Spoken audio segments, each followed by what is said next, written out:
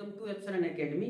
आज हम डिस्कस करेंगे AKTU इंजीनियरिंग मैथमेटिक्स 4 का सॉल्यूशन जो अभी रिसेंटली हुआ है, जिसका पेपर कोड है BAS 403 एंड पेपर आईडी 41139। ये क्वेश्चन पेपर 3 सेक्शंस में डिवाइड होता है। पहला सेक्शन ए है, जिसका क्वेश्चन नंबर ए है solve the partial differential equation d² - 3d d dash into z equal to 0। इसका सॉल्यूशन देखते हैं। Given partial differential equation, given PD is d² - 3d d dash z equal to 0। सबसे पहले हम auxiliary equation लिखते हैं। Auxiliary equation is, auxiliary equation कैसे लिखते हैं? d को m से, d डैश को 1 से रिप्लेस करते हैं, तो हमें ऑक्सिलरी इक्वेशन मिल जाएगी m² - 3m equal to 0। Factor कर लेंगे, m कॉमन ले लेते हैं, बचेगा m - 3 इक्वल टू 0। हमें दो रूट मिलेंगे, एक मिलेगा m इक्वल टू 0, दूसरा मिलेगा m इक्वल टू 3। हमारे पास दोनों रूट अलग अलग हैं, डिस्टिंक्ट रूट हैं, एक 0 एक 3। ऐसे केस में पार्शियल डिफरेंशियल इक्वेशन का CF जो लिखा जाएगा, कॉम्प्लीमेंट्री फंक्शन, वो लिखा जाएगा f1y plus m1x plus f2y plus m2x। We call first root m1 and second root as m2. Put the value f1 y plus 0 into x plus f2 y plus 3x। Right hand side देख रहे हैं 0 है, ऐसे case में pi 0 रहेगा, pi equal to 0। The required solution, the required solution is z equal to CF plus PI। CF की value हमारे पास है f1 y, ये 0 इंटू एक्स 0 हो जाएगा, तो ओनली f1 y बचेगा, ये हो जाएगा f2 y plus 3x। PI की वैल्यू 0, तो लिखने की जरूरत नहीं है। This is the required solution where f1 and f2 are arbitrary functions। चलिए नेक्स्ट क्वेश्चन देखते हैं। Question number b, tell the classification of the following partial differential equation 4 del two u over del x square minus 4 del two u over del x del t plus del two u over del t square equal to 0। इसका solution देखते हैं। हमारे पास differential equation given है, हम क्या करेंगे, इसको compare करेंगे, compare with a del two u over del x square. हमारे पास जो इक्वेशन गिवन है वो x और t वेरिएबल में दे रखी है, u हमारा x और t पे डिपेंडेंट है। ऐसे केस में हम x और t में ही अपना कंपेयर करने वाला इक्वेशन लिखेंगे, a del two u over del x square, b del two u over del x del t plus c del two u over del t square plus f of x t u del u over del x del u over del t equal to 0। इस equation से हम जब compare करेंगे तो हमारे पास a की value क्या आ रही है, here a equal to 4, b equal to -4, c equal to 1। Function हमारे पास 0 है, तो इसे हम नहीं लिखेंगे। नाउ हम चेक करेंगे b² - 4ac, वैल्यू पुट कर लेते हैं। b² हमारा हो जाएगा -4 की पावर स्क्वायर, b की वैल्यू पुट करते हैं -4 ए की वैल्यू 4 इंटू सी की वैल्यू 1। सॉल्व कर लेते हैं। ये -4 का स्क्वायर 16 हो जाएगा और ये भी 16 हो जाएगा, तो ये हो जाएगा 0 implies b square minus 4ac equal to आ गया 0। अगर b square minus 4ac equal to 0 आता है तो जो डिफरेंशियल इक्वेशन गिवन है वो हमारी पैराबोलिक हो जाती है। Hence the given PD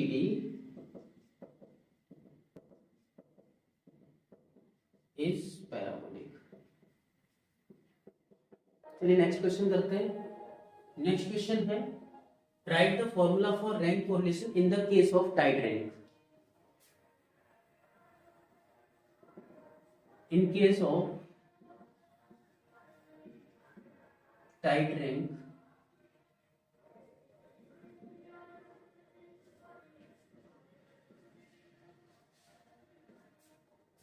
the rank correlation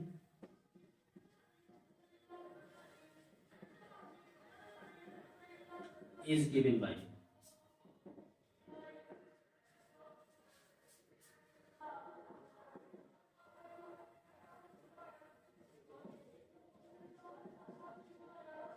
r equal to 1 minus 6 summation d square plus m 1 by 12 m1 square minus 1 plus 1 by 12 m2 mt square minus 1 plus dot upon n square minus 1. This is the required formula.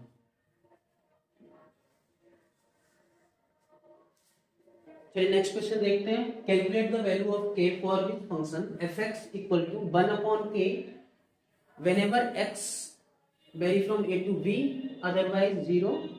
Okay, इस probability density function fx हमारा क्या है, pdf means probability density function. For probability density function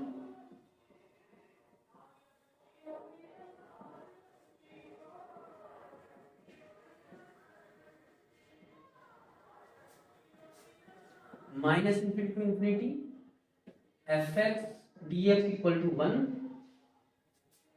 हम इसे break कर लेंगे, minus infinity to A plus A to B plus B to infinity equal to 1।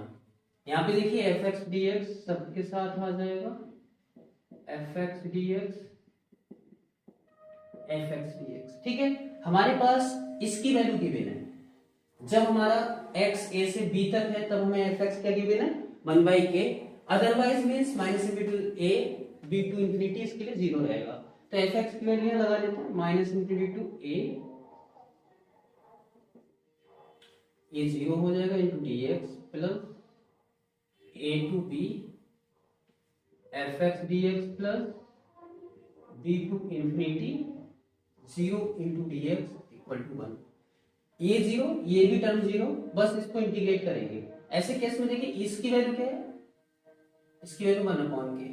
Okay, यहां से देख लेते हैं, यहां से इसकी वैल्यू 0 हो गई तो इसको कर लेते हैं इंटीग्रेट। इंटीग्रेट करने से पहले हम जो कांस्टेंट है उसे बाहर ले लेते हैं, 1 by k बाहर आ जाएगा, कांस्टेंट है, और यहाँ बचेगा dx इक्वल टू 1।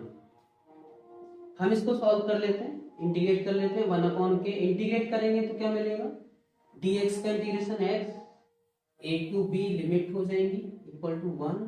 इसको और सॉल्व कर लेते हैं, 1 by k पहले अपर लिमिट लगाएंगे तो b मिलेगा, माइनस लोअर लिमिट लगाएंगे a मिलेगा इक्वल टू 1। तो यहाँ से देखिए हमें k की वैल्यू क्या मिल जाएगी, क्रॉस मल्टीप्लाई कर लेते हैं, k इधर आ जाएगा तो k की वैल्यू मिल जाएगी हमें b माइनस a। ओके, चलिए नेक्स्ट क्वेश्चन करते हैं। हमारे पास क्वेश्चन है 2 points are tossed simultaneously, what is the probability up to 2 decimal point accuracy of getting at least 1 head. 2 point की बात कर रहा है और कह रहा है कम से कम एक बार हेड आने की प्रोबेबिलिटी बताइए।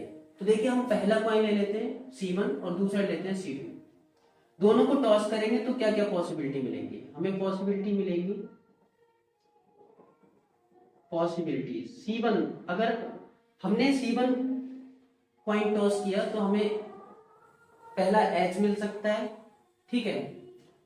इसको भी साथ में हमने टॉस किया तो हमें इसमें भी हेड मिल सकता है। देखिए यहाँ पे हमें हेड मिल सकता है, यहाँ टेल मिल सकता है, एक टेल मिल सकता है, ये हेड मिल सकता है। पॉसिबिलिटीज हम देख रहे हैं और यहाँ पे दोनों पे हो सकता है कि टेल मिल जाए। पहला कॉइन और दूसरा कॉइन जब हमने टॉस किया तो पहली बार में हमें दोनों हेड मिले, दूसरी बार में हमने टॉस करने की क्या पॉसिबिलिटी हो सकती है, हेड टेल मिल सकता है। तीसरी पॉसिबिलिटी क्या हो सकती है, टेल हेड मिल सकता है। चौथी पॉसिबिलिटी क्या हो सकती है, दोनों पे टेल मिले, ठीक है। तो हमारा सैंपल स्पेस क्या बनेगा सॉल्यूशन में, सैंपल स्पेस, सैंपल स्पेस बन जाएगा हमारा head head, head tail, tail head, tail tail, ठीक है। हमारे पास टोटल आउटकम्स कितने हैं, टोटल आउटकम्स, टोटल आउटकम्स हमारे पास, टोटल आउटकम्स कितने हो रहे हैं हमारे पास 4। हमें प्रोबेबिलिटी चाहिए गेटिंग एटलीस्ट 1 है, प्रोबेबिलिटी गेटिंग एटलीस्ट 1 है equal to favourable outcomes,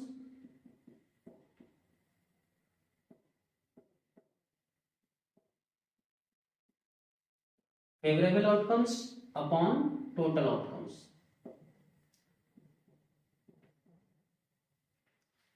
favourable में हमारे पास देखिए हेड, एटलीस्ट 1 हेड,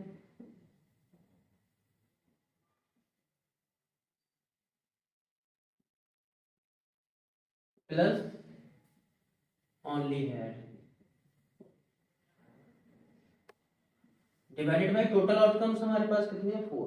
देखिए हमारे पास एटलीस्ट 1 हेड कब कब मिला, 1 2, तो हमारे पास 2 मिल गया। ओनली हेड हेड कब मिले हमारे लिए 1 टाइम्स, तो ये ओवरऑल कितना हो जाएगा 3/4। तो हमारे पास जो प्रोबेबिलिटी है वो मिल गई 3/4 और इसे हम डेसिमल प्लेसेस में लिखेंगे तो ये हो जाएगा 0.75। चलिए नेक्स्ट क्वेश्चन देखते हैं। हमारे पास है for binomial distribution 1/3 plus 2/3 whole power 10 determine the mean. Binomial distribution में हम क्या जानते हैं, सॉल्यूशन देखते हैं इसका। For binomial distribution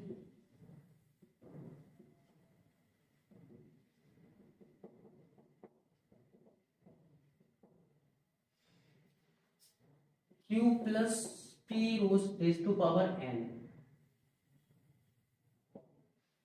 okay. हम इसको कंपेयर कर लेते हैं, here q equal to 1/2 and p equal to 2/3 and n equal to 10।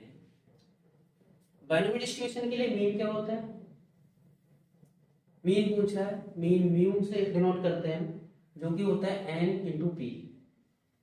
Mean क्या हो जाएगा, n की वैल्यू हमारे पास 10, p की वैल्यू हमारे पास 2/3, ओवरऑल ही हो जाएगा 20/3। So mean is 20/3।